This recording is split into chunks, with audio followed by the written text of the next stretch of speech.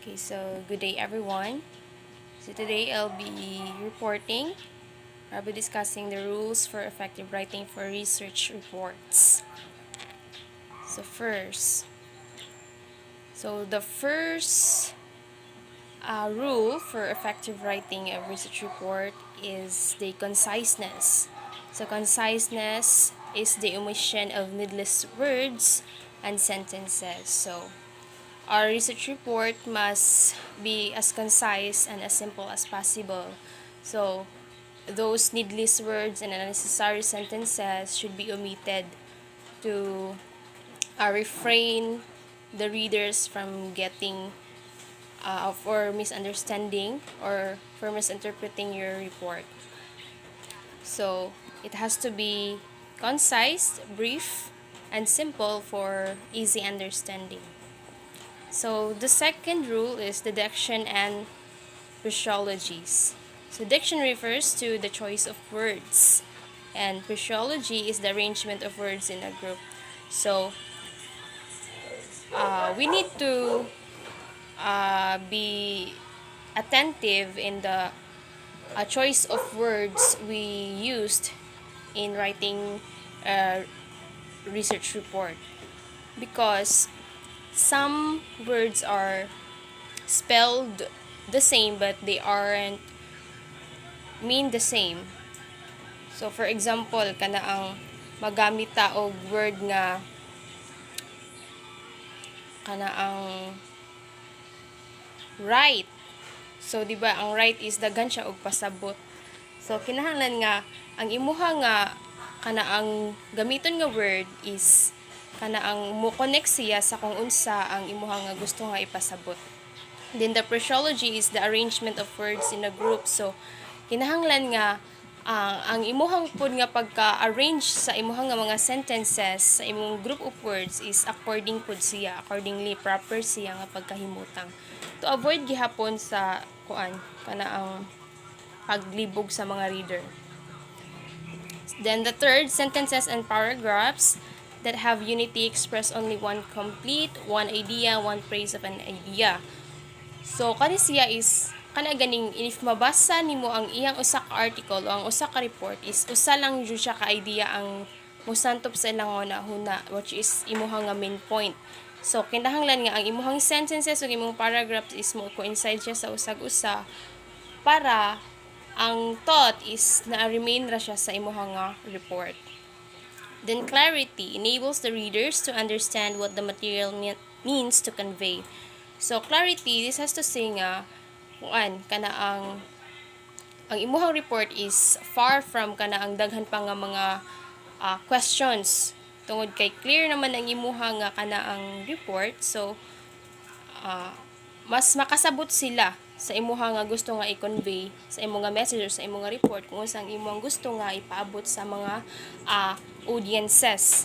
So mo na nga an effective writing should kana ang possess clarity. Then the fifth is coherence. This means that the parts of the sentences must a clear and logical relationship to each other. So kana ang same siya sa kani ang rule number 3 nga kinahanglan nga ang imuhang mga parts sa imuhang nga sentences kana ang naa siya relasyon jud siya sa imuhang uban nga mga sentences. Dili lang siya ingon nga kana ang that particular sentence kay nagtalk siya about sa usa ka topic, din ang usa na pud ka topic is lain na pud siya nga idea ang iyahang gihatag. So coherence means to say nga ang imuhang first thought kinahanglan ang sa second nimo nga sentence mao ra gihapon ang thought or sa second nimo nga paragraph. So kinahanglan sila nga magka-coherent. That is coherence. Then consistency, the discussion to center in a way that have been defined and consistently throughout. So kung tag consistency, kung unsa nga point ang imuha nga prove from the very start, kinahanglan nga at the end of your discussion mao gihapon to siya.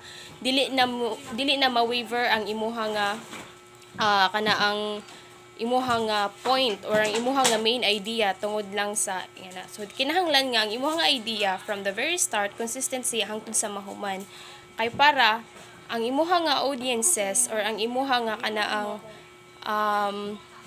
ang imuha nga readers dili na siya magkalibog-libog nga kanang nagkalain-lain na ang imong idea nga imuha nga gihatag.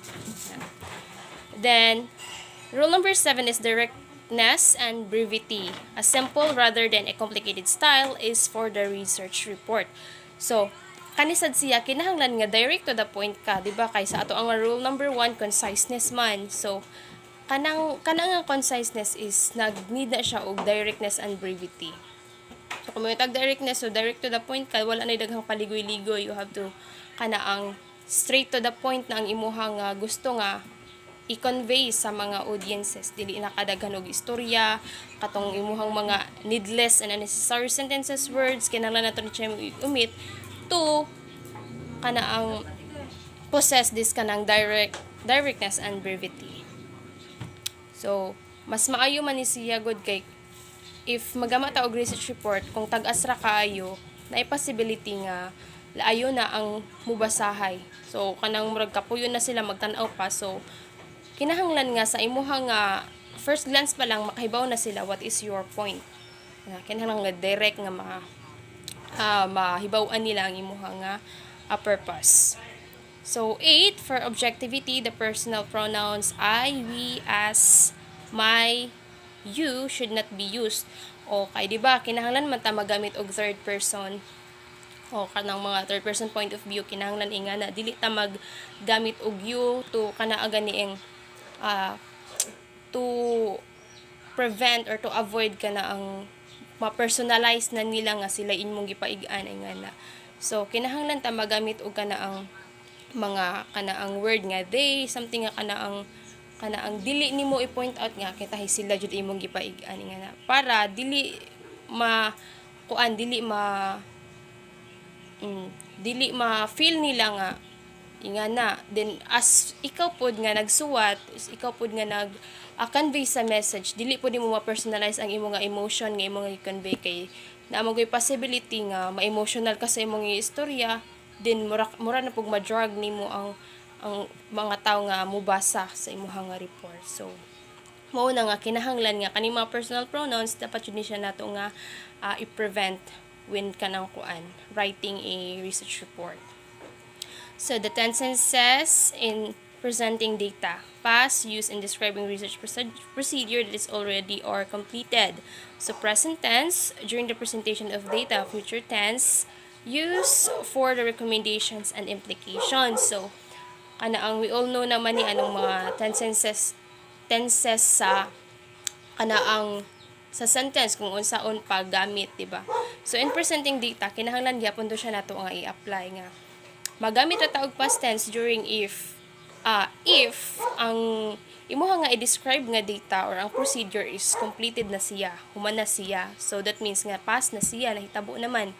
Then present kung kanang you are presenting ang during pa sa imong nga presentation, dapat maggamit ka og mga present tense, mga words nga mag-describe nga you are kanang currently presenting the data. Then, future tense, mo ni siya ang katong muhatag ka og suggestions, recommendations para sa mga future nga kanaang butang nato mga future researchers or future kanang reporters na pud nga na to recommend sa ilang nga pwede na pud nga buhaton sa sunod. Then, 11. Numbers in the beginning sentence should be written in words. In the middle, numbers under 10 should be spelled out, while numbers above 10 should written as numbers. So, I know nga kanaang we are very familiar with this na kay since elementary we are introduced with this man. Nga kanaang if naaman jud day numbers no nga ma-involve in writing research reports, especially kung maabot na ta sa mga financial statements, sa mga budgeting. So, mao na siya nga ang numbers nga if magamit ka og numbers, so in the beginning of the sentence, kinahanglan nga i-words dyan na siya. May it be ka na ang bisan og ang dako na kayo siya nga kantidad, i-words dyan na siya, kay naaman siya sa beginning. Pero if nanata sa middle, so ang numbers under 10, so means to say nga katong mga numbers 1, 2, 3, ang until 10, kanang it should be spelled out. So kinahanglan i-spell jud siya nimo, dili siya nimo nga ibutang ra nimo nga number jud siya nga 5 as in figure number 5 ingana. So mo na siya nga i-spelled out nimo. However, kung 10 above na pud ang number nga gamiton in the middle sentences, kinahanglan na pud nato siya ikuan i-write as numbers na jud pud siya kay kuan man. Basta kay in the middle sentence siya. Okay, next, rule number 11 is the abbreviation should not be used in the text or reports. So, when we say abbreviations, mauni ang kanang mga mga binugbo sa kanaang ngalan sa organization or ngalan sa usa ka project ingana. So, dili ta pwede magkuan nga kanang TMC, magamit ta og TMC nga word or magamit ta og NASA nga word. So, kinahanglan jud siya nato nga i-spelled out ang katong nga kuan kay you are writing a research report man, dili man siya ingon nga informal lang siya nga trabahoon or informal siya nga kanaang writing nga imuha nga gibuhat. So, everything should be formal in technical writing. So, the 12th rule is the language and style of the research should reflect accurate rules of grammar, correct spelling, and correct punctuation.